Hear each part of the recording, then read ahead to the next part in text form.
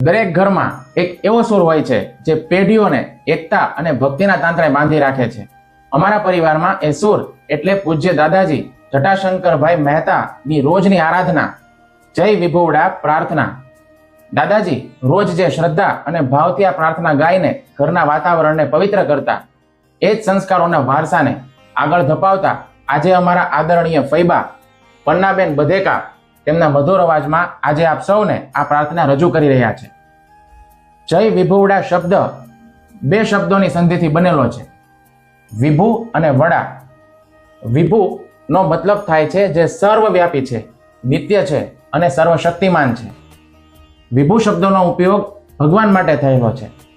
અને વડા એટલે વડીલ, શ્રેષ્ઠ અથવા તો મુખ્ય, સૌથી મોટા. આમ વિભુવડા એટલે સર્વવ્યાપી અને સર્વશ્રેષ્ઠ એવા પરમાત્મા અથવા તો પરમ પિતા પરમેશ્વર. જ્યારે અમારા દાદા જય વિભુવડા બોલતા ત્યારે તેનો અર્થ એવો થાય છે કે તેઓ સર્વશક્તિમાન અને સર્વવ્યાપી એવા પરમ પિતા પરમાત્માનો જય હો તેવા શ્રદ્ધાભાવ સાથે પ્રાર્થના કરતા હતા. આ અમારા પરિવારની એક સુંદર અને વિશિષ્ટ આધ્યાત્મિક ઓળખ છે. આ માત્ર એક વિડીયો નથી, પરંતુ દાદાજીની સ્મૃતિઓને વંદન અને અમારા પરિવારની અતૂટ પરંપરાની એક ઝાંખી છે. તો ચાલો ફૈબાના સુરે આ પવિત્ર પ્રાર્થનાનો આનંદ માણીએ અને ભક્તિના રસમાં લીન થઈ.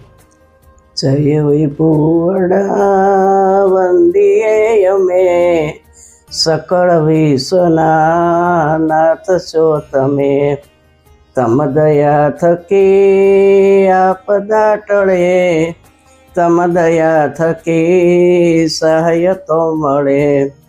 રવિ શશી ગ્રહો પાડને નદી, પવન ઝાડને સૃષ્ટિ આ બધી. અજબ એ કૃતિ વિશ્વનાથની, વિસરશે નહીં મહેર આપની. સ્મરણ ના ઘડી આપનું કર્યું, અખૂટ પાપનું ભાથું છે ભર્યું. કપટ જીઠમાં જિંદગી ગઈ, સ્મરણની નહીં પ્રેરણા થઈ. ધન જમાવવા ઢોંગ કઈ કર્યા, છળ પ્રપંચના કામ કઈ કર્યા. સકળ દોષની માફી આપજો, જય વિભુવડા કષ્ટ કાપજો. ખૂબ સરસ, તમારો ખૂબ ખૂબ ધન્યવાદ. હરે કૃષ્ણ હરે કૃષ્ણ કૃષ્ણ કૃષ્ણ હરે હરે, હરે રામ રામ રામ હરે હરે, હરે કૃષ્ણ.